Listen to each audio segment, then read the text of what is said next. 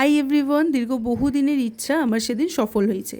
আমরা সেদিন চলে গেছিলাম রাজরাজেশ্বরী মা শ্যামসুন্দরী দর্শন করতে। আমার বহুদিনের ইচ্ছা ছিল মাকে একবার কাছ থেকে একটু দর্শন করব। যেতে যেতে কিছু তোমাদের সাথে কথা শেয়ার করি, চলো। মা শ্যামসুন্দরীকে নিয়ে অনেক কন্ট্রোভার্সি ভিডিও আছে ইউটিউবে, তোমরা আশা করি সবাই দেখেছো, বাট আমার মন থেকে যেটা বলে আমি সেটাই তোমাদের সাথে শেয়ার করব আজকে। মা আবারও এসে গেছেন এই কলকাতার বুকে দীর্ঘ 3 মাসের অপেক্ষা অবসান কাটিয়ে। প্রায় অনেকেই বলেছিলে না, যদি মা সত্যি জীবন্ত হয়ে থাকে তাহলে প্রমাণ দিক।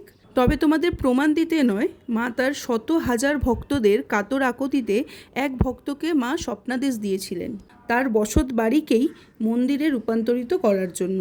আমি শুনেছি যেই পূর্ণিমাতে বৃহস্পতিবার মাকে নাকি ভিটে ছাড়তে হয়েছিল, মায়ের কি লীলা মহিমা দেখো, সেই পূর্ণিমার বৃহস্পতিবার ভক্তের বানিয়ে দেওয়া কোটি টাকার বাড়িতে সে রাজরানীর মতো অধিষ্ঠান করছে। আমি মনে করি সত্যি মা শ্যামসুন্দরী জীবন্ত।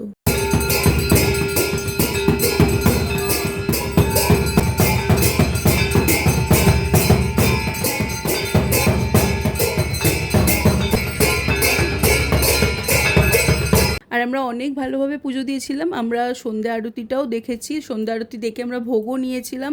ভোগটা তো জাস্ট অমৃত। আর সত্যি কথা বলতে এখানে মানে পুজো দিয়ে এতটাই এই কারণে ভালো লেগেছে, এদের কোনো ডিমান্ড নেই, তোমার যতটুকু সামর্থ্য তুমি পুজো দাও। এমনকি ওরা ওই চাল কলাটাও আমাদের ফেরত দিয়ে দিয়েছিল, বাট আমরা বলেছিলাম যে আমরা দান করতে চাই ভোগে। আর তোমাদের অ্যাড্রেসটা বলে দিই, অ্যাড্রেসটা হচ্ছে তোমাদেরকে অভিদীপ্তা গেট 1-এর কাছে নামতে হবে। বাইপাস থেকে 24A/1 এই বাসটা পুরোটা অভিদীপ্তা গেট 1-এর কাছে নামাবে। বাসটা ঠিক যেই পারে নামাবে তার ওই পার্টটা মানে জাস্ট অপোজিটে একটা গলি চলে গেছে, একটা ইনস্টিটিউট আছে, আমি ভুলে গেছি নামটা। ওই গলিটা দিয়ে চলে গেলেই সোজা, যে কাউকে জিজ্ঞেস করলেই বলে দেবে। তোমাদের এই ভিডিওটা কেমন লাগলো অবশ্যই আমাকে কমেন্টে জানিও। দেখা হচ্ছে নেক্সট ভিডিওতে। জয় মা শ্যামসুন্দরীর জয়।